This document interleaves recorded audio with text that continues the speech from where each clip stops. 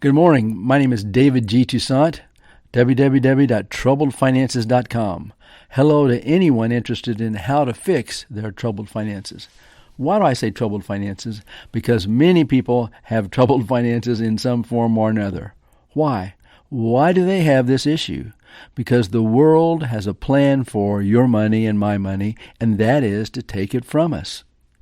So, to avoid the world taking our money from us, we show you a better plan through stories, real-life stories of those who have fallen into the world's plan and how to get out of it, perhaps using God's plan and how they should have gotten out of it. The date of this podcast is January the 4th, 2022, the beginning of the new year. Are you looking forward to it with anticipation?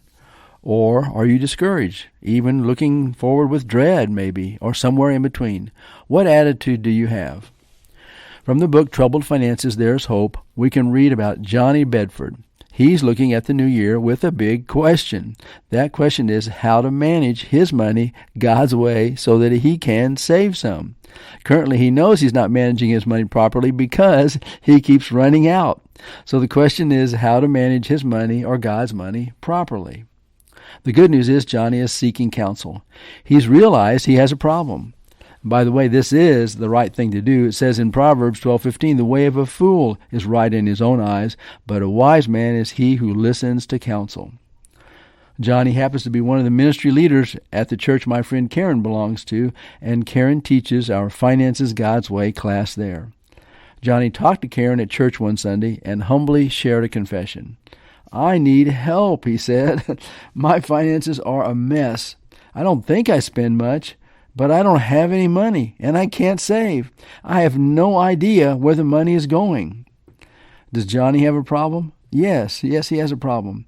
And if you or I do not know where our money is going, then we also have a problem. Isn't that correct? If you're serious about this, Karen said to him, get a receipt for everything you spend and record it on these sheets. Then get back to me in a month and tell me what you found. She handed him a few of our daily spending sheets. Here you go. Happy recording, she said with a smile. So Johnny began recording all his expenses for 30 days as recommended. What do you think he found? They met a month later. The shock seemed permanently etched on his face. He said, I can't believe how much I spend in convenience stores. So working long hours with frequent stops at convenience stores for food and drink and snacks, it was as if his pockets had big holes in them. At least he now knows where his money's going, and he's working on how to fix his problem. But in his case, driving from construction site to site and needing lunch and snacks and drinks, he's got a problem. Convenience stores are convenient, but they are also very expensive. I've calculated that the foods we purchase at restaurants, for example, are about 3 times more expensive than when we purchase them at the grocery store and eat at home. But at convenience stores, it's probably more like 5 or 6 times as expensive as it is to eat at home or to carry our lunches with us. So Johnny has some changes to make. In order to manage his, or really God's money properly, he's got to plan ahead. He has to perhaps make his lunches at home and carry them with him. The same goal would go for snacks and drinks. Do you know anyone who doesn't know where their money's going? How can they correct their problem? Probably the same way, right? Managing their money for 30 days, recording every expense. So Johnny's attitude was a question. How can I do this correctly? Or at least more correctly? And this is a great attitude, because we should always be examining our lives, trying to determine how best to live them God's way. The first of the year is a great time to re-examine this and see if we are managing our lives and our money God's way. What's another attitude God would like us to have here at the first of the year? I believe God would want to encourage us. The world has a plan for us again, and that is to create anxiety in us. They say we need to be really concerned, even fearful about this world issue and about this national problem and about this local issue.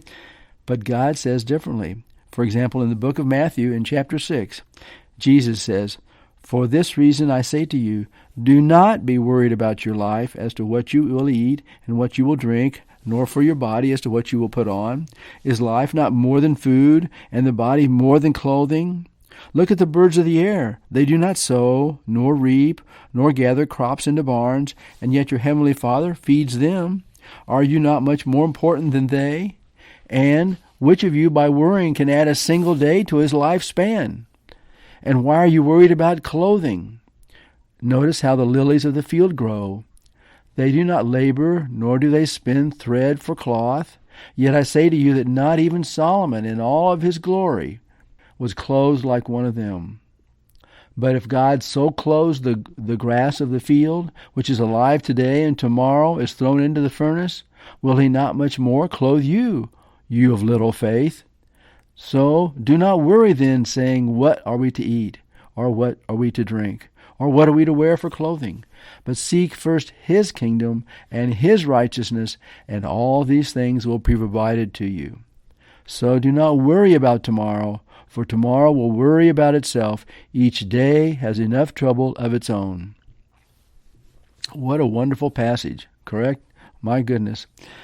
Does God say do not do anything or just sit back and let it happen? No. He says each day has enough trouble of its own, so do your work today, work hard, but do not worry about tomorrow, because most of the time we have no clue what will happen tomorrow, and we also have very little control over what will happen tomorrow. Can we still plan? Yes. As a matter of fact, in another book, Proverbs, God says, the wise man saves for the future, but the foolish man spends whatever he gets. And I tell our sons this one from time to time still, because they need to hear it. So we need to plan and save for the future. The world is an unstable place. Emergencies will always happen from time to time. So what is yet another attitude God would want us to have? I believe God would want us to not be afraid. The world says, be afraid of this or that, or this will happen or that might happen. But God says the opposite. In the church that I attend, we recently talked about the 23rd Psalm, and that is a great psalm. The Lord is my shepherd, I shall not want.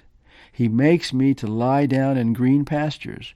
He leads me beside the still waters. He restores my soul. He leads me in the paths of righteousness for his name's sake. Yea, though I walk through the valley of the shadow of death, I will fear no evil, for thou art with me.